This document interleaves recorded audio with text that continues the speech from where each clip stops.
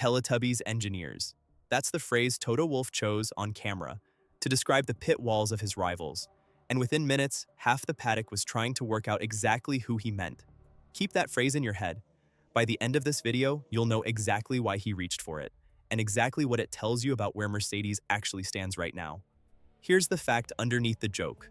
The Hungarian Grand Prix was decided, in part, by a system failure nobody outside the FIA's technical department had anticipated.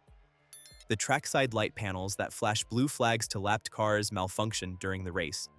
Drivers were left relying on manual flag waves and whatever their own race engineers chose to tell them over the radio. In a sport where a driver reacts in fractions of a second, that's not a small technical hiccup. That's a gap wide enough for real consequences to fall through. And they did.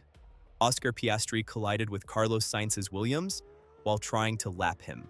Contact the stewards later ruled Sainz wholly responsible for, but contact that happened in part because the automatic warning system that should have told Sainz a faster car was coming had gone dark. Separately, both Kimi Antonelli and Lewis Hamilton lost significant time stuck behind Gabriel Bortoledo's Audi, unable to get clean track position in their fight for the podium, while Max Verstappen quietly banked the breathing room that gap created behind him. If you want the stories the paddock doesn't put in the press releases, subscribe right now, and tell me in the comments which country you're watching from, because how you read a joke like Wolff's probably depends on whether your team has ever been on the wrong end of a radio call like this. So who actually failed here? Was it the FIA's light panel system, which is supposed to make blue flags automatic and unmissable? Was it the race engineers on specific pit walls, who had a fallback job to do once the automated system went down and, in Wolff's telling, didn't do it well enough? Or was it simply bad luck, distributed randomly across a grid that had no way of predicting a hardware fault before the lights went out? Here's where Wolff's answer gets interesting, because he didn't blame the FIA's system at all. He blamed people. Speaking to Sky Sports F1 after the race, with his own driver Antonelli having just held on for third place in that exact traffic mess, Wolff didn't hedge. Cars at the back defending on the Lewis and Kimi fight, it's just disgraceful from some of the Teletubbies engineers that sit on the pit walls of these teams not telling the drivers what is happening behind. He said, "I'm just not happy about the whole situation. This is not a rival journalist speculating about who dropped the ball. This is not a fan theory stitched together from onboard footage. This is the man who runs the championship-leading constructor speaking on the record, choosing a specific and unusual insult, directed at engineers on pit walls that are not his own." Was he alongside the facts when he said this? The light panel failure is confirmed and documented. That part is real. Did the engineers he's describing actually fail to warn their drivers? Or did they simply have no better information than anyone else that day? Nothing in Wolff's quote names a team, a driver, or a specific radio call. And that's exactly what makes Teletubbies the perfect insult for a man in his position. Vague enough to be deniable, specific enough that everyone in the paddock immediately starts running through a mental list of suspects. Keep that vagueness in mind. It comes back in about 2 minutes, and it changes what this quote actually means. Here's the comparison that actually puts this in perspective. Because a rival team boss complaining about someone else's execution on its own is just Tuesday in Formula One. What makes this one worth a second look is what Wolff said immediately afterward, in the same interview about his own team's championship position. "But when I'm going to calm down, we're taking a solid gap in the Drivers' Championship into the summer," he continued. "A good gap in the Constructors' Championship, and that is a credit to a fast car, to a great team." Put those two quotes side by side. In one breath, Wolff is furious about the professionalism of engineers who aren't his own. In the very next breath, he's calmly crediting his own team's execution for a 50-point lead in the drivers' standings and a 72-point cushion in the constructors' fight. One version of events blames other people's mistakes for a messy race. The other version credits his own people's competence for a comfortable championship lead. Neither claim on its own is unreasonable. Put together, they tell you Wolff is a man extremely comfortable pointing outward when something goes wrong and pointing inward when something goes right. That's not hypocrisy exactly. That's just what confidence sounds like when you're the one currently winning.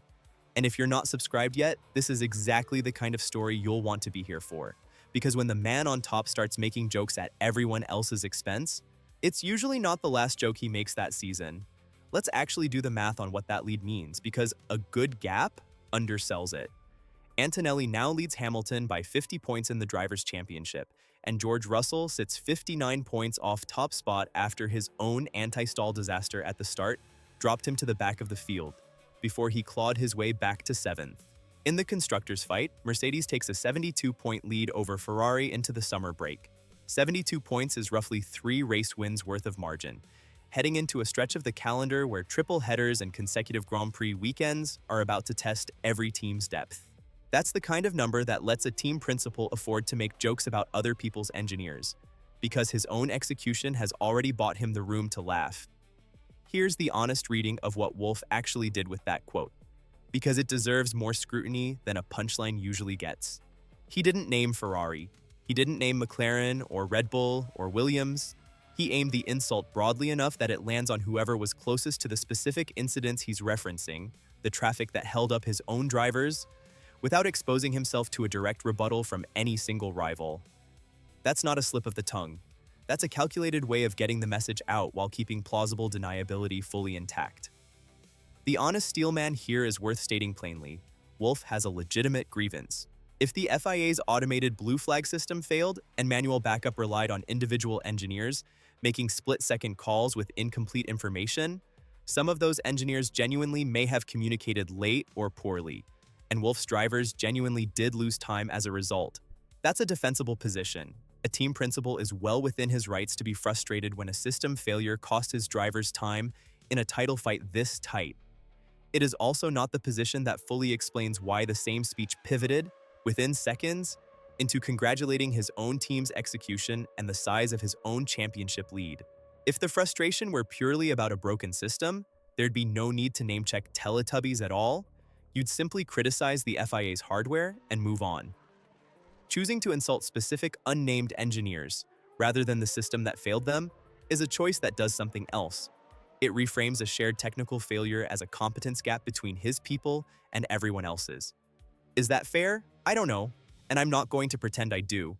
Would Wolff have made the same joke if it had been his own engineers caught out by that same system failure on a day when the traffic worked against Mercedes instead of Ferrari? Nothing in this quote answers that. It's not proven either way. It's simply the question anyone hearing Teletubbies is entitled to ask before deciding whether this was righteous frustration or convenient scapegoating, dressed up as a joke. Zoom out from Hungary for a second, because this isn't really about one broken light panel. Formula One's pit walls operate on razor-thin margins of information every single race weekend. A few seconds of delayed radio communication can be the difference between a driver reacting in time and a driver getting collected in an incident he never saw coming. When the automated systems that are supposed to level that playing field fail, the sport quietly reverts to whichever team's engineers are sharpest under pressure. Wolff's quote, "stripped of the joke," is really a claim about competence hierarchy on pit walls across the grid. And competence hierarchies are exactly the kind of thing a team boss wants people talking about when his own team is winning comfortably. So tell me, is Teletubbies a fair shot at genuinely sloppy engineering under pressure? Or is it a championship leader taking a free swing at rivals because he can afford to right now? Drop your verdict below and hit like if you've already worked out which pit wall he was really talking about. Zandvoort is next after the summer break, followed by Monza. 2 circuits where clean communication under pressure will matter just as much as it did in Hungary, and where any engineer who got called out this week will have every incentive to prove Wolff wrong. Whether the next radio call under pressure comes through clean, or whether we're having this exact same conversation again in 3 weeks, tells you whether Hungary was a one-off system failure or the start of a much longer pattern in how tightly this title fight gets run on the pit wall. This story is not over, and when the next pit wall gets tested, you'll want to be here for it. Until the next one.